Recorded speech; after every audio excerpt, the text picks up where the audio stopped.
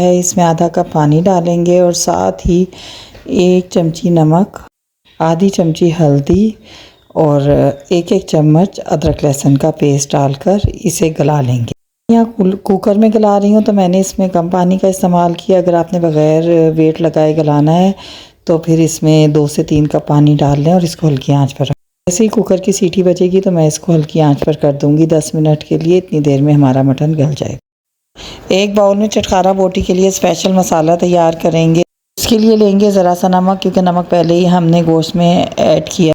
कसूरी मेथी 2 teaspoon, गरम मसाला ½ teaspoon, Kashmiri लाल मिर्च 1 teaspoon, पिसी लाल मिर्च 1 टीस्पून, पिसा धनिया 1 टीस्पून, टिक्का मसाला भी लेंगे 1 टीस्पून। अगर नहीं है तो आप इसे स्किप कर दें।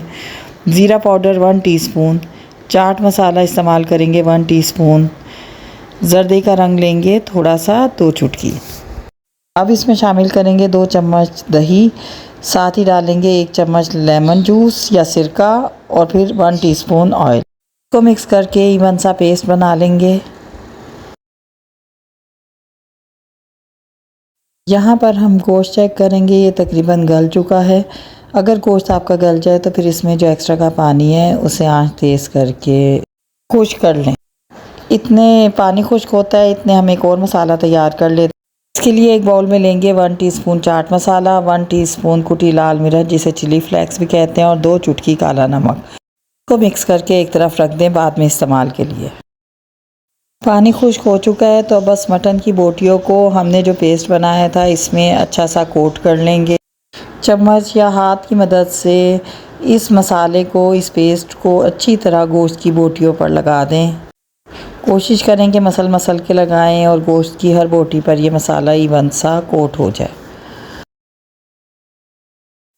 अब एक पैन को लो फ्लेम पर रखेंगे, इसको ऑयल से अच्छा सा ग्रीस कर लेंगे।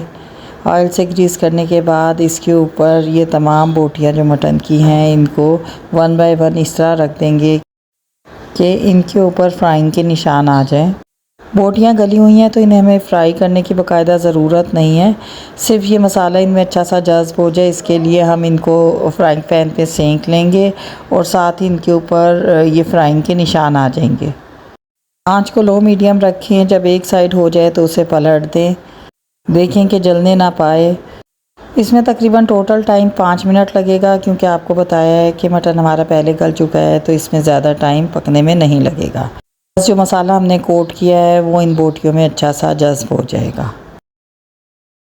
जब ये बोटियां फ्राई पैन में पक जाएं तो फिर एक गरम किया हुआ कोयला एक एलुमिनियम फाइल में रख के उसके ऊपर हल्का सा ऑयल डाल दें, ढक्कन ढक दें। इसको ये कोयले के दम से फ्लेवर में इंतहाई इजाफा हो जाएगा। दम के बाद मैंने इन बोटियों को डिश आउट कर लिया है। इसके ऊपर जो मैंने एक ड्राई मसाला तैयार किया था उसको छिड़क दूंगी, क्योंकि ये हमारी चटखारा बोटी है तो इस मसाले से भी इसके जायके में और स्पाइसेस में इजाफा होगा। मसाला छिड़कने के बाद अब आप चाहें तो फ्रेश क्रीम इस्तेमाल करें या फिर पैकेट की क्रीम से इसे डेकोरेट कर लें, गार्निश कर लें, ताकि इसका टेस्ट आम टिक्का बोटी से डिफरेंट हो जाए और क्रीमी जायका आए। इसके अलावा मज़ीद इसके फ्लेवर को इन्हांस करने के लिए हम इसके ऊपर मेल्टेड बटर का इस्तेमाल करेंगे। थोड़ा सा मक्खन मैंने एक फ्राई पैन में पिघला लिया है, जिसको मैं क्रीम डालने के बाद इसके ऊपर डालूँगी और बस अब हम ये मलाई बोटी सर्व करेंगे। आप इसे हरी चटनी के रायते के साथ सर्व कर सकते हैं, तो ज़रूर ट्राई करें। दावत का मज़ा बढ़ाने के लिए ये एक बहुत ही ज़बरदस्त डिश है। पसंद आए तो चैनल को सब्सक्राइब कर दें, वीडियो को लाइक और शेयर करना मत भूलें। अल्लाह हाफ़िज़।